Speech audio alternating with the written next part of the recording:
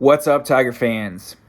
August 2nd, 2022. Do you know why that date is significant? Because it's the last time the Tigers have won a game. On July 8th, this team was 11 games under 500. Since then, they've gone 7-26. We thought that after this team started 6-7, and they had went on that long skid where they had fallen to 9-23 afterward, that was bad. The Tigers have done nothing but double up on that since. Last year when they started 9-23 and they eventually got to 77 wins, it was an accomplishment. We all thought it was a step forward, but this year, 2 stretches of that. And it has been brutal. Absolutely brutal watching this team trying to hit right now. Between the last 2 series, they have 77 strikeouts in the last 2 series combined between the Guardians and the White Sox. And it's just been a continual them shooting themselves in the foot. All the games in Chicago this weekend. So we lost, let's get the scores here, 4-6 today. Tigers come out, get an early lead. Tyler Alexander battles. They give it right back up. You knew as soon as it was 3-2 it was going to be ball game. They end up scoring a couple of runs late in the 8th inning, and it was 5-2, and Harold Castro hits a home run in the 9th. Lost. Then, they lost 3-5 today, and then they lost 4-6 yesterday on Saturday. And this game was the most promising game because I thought when Riley Green got that bases loaded double, and it was 3-1, with Matt Manning on the mound, Matt Manning's stuff looked really good. Like, he was hitting 97 after coming off that start where he went 7 innings and 8 strikeouts. The stuff was comparable, but he had no feel for his changeup on Saturday, none whatsoever. Almost every one of his pitches was on his changeup and his slider. There was no consistency to it. For every one good slider, he threw 5 bad ones. His changeup was a non-existent pitch, and he had inning after inning after inning after inning of just could not get a clean inning after the Tigers scored him runs. And I really thought after that 3-1 lead to start the game and how good Manning stuff looked, there would have been a chance they win it because they got 7 hits off of Giolito in the first 3 innings and got 2 afterward. It was a joke. Shoot themselves in the foot again, and they lose 4-6 on Saturday. Then they get shut out on Friday. Then they played the Guardians for 3. They lost 2-5, 2-3, 3-4, all 1-run games, and it really wasn't that close because the Tigers had to scratch and claw in every single one of these games that they were down by to even get the couple of runs they got. Then you jump into the Tampa Bay series, and, the last time they won a game was August 6th.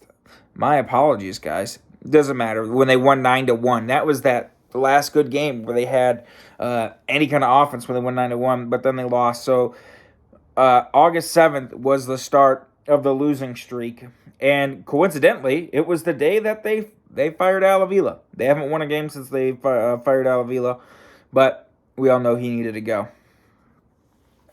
Point being, is this team has continually shot themselves in the foot. Almost 80 strikeouts in the last 2 series is just flat out unacceptable. For all the injuries that the rotation has had, and we're going to touch on this in a second, you can't really blame Manning and Alexander that much because this team is just, they're putting anyone out there. Brian Garcia is about to start another game, and last time Brian Garcia started, he had 5 walks within the first 7 batters, and he ended up getting sent down to AAA. But Tarik Skubal, he is getting an MRI on his left elbow. He's in California right now, and the Tigers are going to know, I'd imagine, tomorrow on Monday, whether or not Tarik Skubal is going to need Tommy John surgery. They originally thought it was left shoulder fatigue, but no. A.J. Hinch came out and told the media that they are seriously concerned about Tarik Skubal's health and what's going on. They don't know. They don't have any. They're seeking a second opinion. And usually when you hear they're seeking a second opinion, team doctors have told them something bad, but they're going to a specialist to see what the team doctors are saying is a confirmation. And I think if he's going to a second opinion person, it might be Tommy John surgery, which would absolutely hurt the Tigers already going into 2023 because they already have Casey Mize gone. And now they would have Tarik Skubal gone and Casey Mize for the entire 2023 season. I mean, they would have to go out and get some kind of some starters this offseason because there's no way in hell you can run out your rotation next year with Erod, Matt Manning, Bo Burrows, or not Bo Burrows, but Bo Brisky, Alex Faedo, and Tyler Alexander. I mean, they're stretching out everyone. They've gone through 16 different starting pitchers this year. Every single person who was a starter on opening day has now been placed on the IL at some point. So I'm extremely concerned for Tarik Skubal because if they're going out and getting a second opinion, man, that's not good. Also, Kerry Carpenter, we can talk about his debut. Kerry Carpenter's first 8 plate appearances, he struck out 6 times. He ended up getting his first hit in Chicago last night in the 9th inning off of Liam Hendricks. His first couple games in the big leagues, wow, man, he looked overmatched. You could definitely tell he had some problems picking up big league breaking balls because he got struck out 3 times on curveballs looking in his major league debut. His first at bat, he popped the ball up. But after that, it was strikeout, strikeout, strikeout. And he came up with some big situations late. Like on this homestand, the Tigers against the Guardians, they had a game where they tied it. And they ended up losing in the 10th inning because Gregory Soto. But that guy on second base, it is what it is. But Riley Green came up. He had a chance to win it in the bottom of the 9th. They didn't. Kerry Carpenter came up bottom of the 9th. He didn't. Javier Baez had screwed them a couple of games during the losing streak, playing bad defense with his throws and whatnot. But Kerry Carpenter came up, and he looked really bad his first 8 plate appearances. I will 100% say that. I mean, 6 strikeouts. He didn't play today. Cody Clemens played today, but he finally did get his first major league hit. And he ended up working a walk in the game he got his major league hit in, which should have been a strikeout. The umpire missed the call, and which led to the Riley Green bases clearing double. So that was good to see, him after a couple of games of really getting his shit wrecked and striking out 6 times in his first 8 plate appearances, finally working a walk, and then the following at bat getting a hit. His last at bat finally getting a hit. So maybe now that'll settle him down a little bit. And going forward, he can finally start getting some base hits and showing some of his power. Because this team, I think Harold Castro hit the first home run in like the last week. This team has just gone completely cold again. Riley Green's double was almost a grand slam. It wasn't that far away from being a grand slam. But neither here nor there. Same old thing, same old Tigers. Now, it's just the same old thing. 7-game losing streak, almost 30 games under 500. Now Tarik Skubal might be having Tommy John surgery. Kerry Carpenter comes up and definitely underwhelms to start, but I'm not worried yet because it's 3 games he's played in, and people are already calling him a bust because, of course, this is the 2022 Tigers. No matter what, Avila gets fired, and now when players are still underperforming and playing like crap, they don't have their scapegoat of Avila now, and, they're automatically a bust still because there was someone associated with Avila. Again, not defending Avila. He needed to go, and I'm happy he needed to go. And there's finally been some names rumored for the Tigers' job. And most of the people that they think that are going to be potential candidates for the taking over for the Tigers are going to be basically people within the Dodgers front office, which makes a lot of sense considering the kind of executives they've been producing in that system really over the last 10 years. What the Dodgers have done to stay so consistently good, besides spending a lot. They have done a very good job with their prospects in developing major league talent and still consistently keeping a pretty deep farm system. So we'll see. Maybe they grab some from the Dodgers front office. What would concern me is it going to be kind of like the Patriots effect, where everyone who coaches under Bill Belichick gets a head coaching job, and then they suck because they don't have Bill Belichick, coaching with them anymore. And so you get someone like Josh McDaniels or Matt Patricia, they go to different places and they're terrible because they don't have Bill Belichick. So hopefully that's not the case. if they do go ahead and steal someone from the Dodgers front office.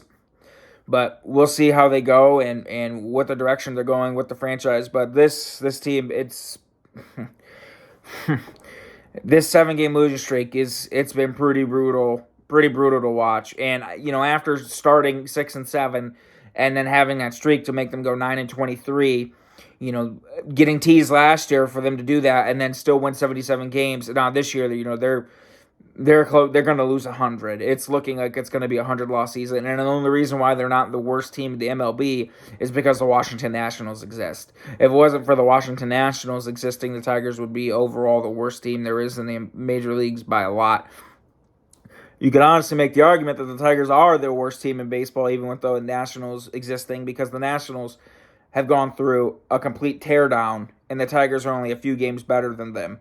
And that's what the Nationals playing absolute scrubs everywhere. The only person they have with any kind of name and stature is guys like Luke Voit and Nelson Cruz. This is a team that was supposed to be a fringe playoff team, and they got guys with names on the back of their jerseys that are recognizable. And yet they're only a few games better than the Nationals, and now I think they're 5 games behind the Royals in the division for last place. So you want to talk about unacceptable and how disappointing a season can be, and watching this team trying to score any kind of runs. I mean, they got shut out twice in the last week. They've lost 7 games, struck out almost 80 times over the last 2 series. Absolutely horrible at bats. No consistency going up there. They go through Giolito the first time with 7 hits and then get 2 hits the rest of the game. No power. No one in this lineup can consistently hit. I mean, basically, the only thing to watch on this team right now is Riley Green. Jeimer Candelario comes out of the break, smacks 4 home runs, and now the guy has got 7 hits over his last 60 at-bats. Been absolutely terrible. Jonathan Scope is lost. Javier Baez gets booed in Chicago, and unlike last time where he hit a few home runs, he didn't do anything. He got a couple of worthless base hits. He drove in 1 RBI. Whoop-de-frickin-do. Lanson comes out. He literally throws 3 pitches, and the Tigers couldn't do anything against them. Just strikeout after strikeout. Just horrible.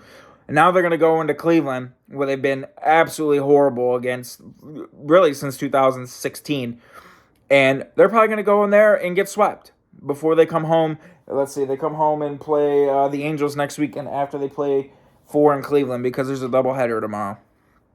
So I don't know, guys. It's getting to the point. I'm not trying to let it bother me, but it's getting to the point now where if I didn't do this, where I came on here and talked about the team and where they're at and informing you guys with my opinions and letting it interact, I wouldn't do this because it's brutal to watch. They're not even bad because they just have bad players. They're bad just because everyone's underperforming at the same time. They have players on this team that should have been better than they were. They had expectations that should have been closer to what they were expected to do. And you have players on this team that have track records of being actually half-decent players, and you got to watch this bullshit on a nightly basis. Watch Jonathan Scope strike out 4 fucking times and get 1 hit out of every 25 at-bats, and watch Javier Baez chase slider after slider out of the zone, and watch all these 4A players that shouldn't even be in the big leagues or on 40-man rosters fucking hit night after night. It's getting hard to watch, and I'm honestly getting really frustrated.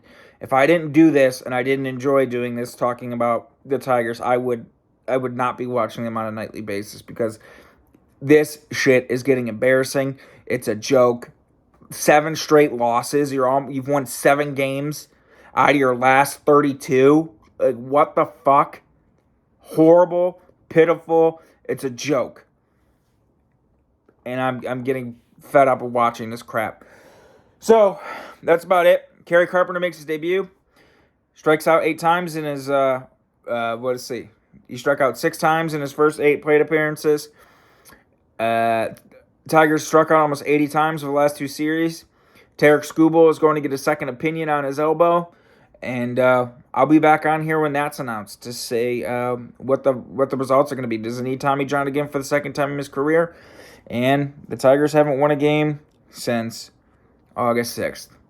So I got for you guys this week. I'll be back when they announce the Tarik Skubal news. Go Tigers.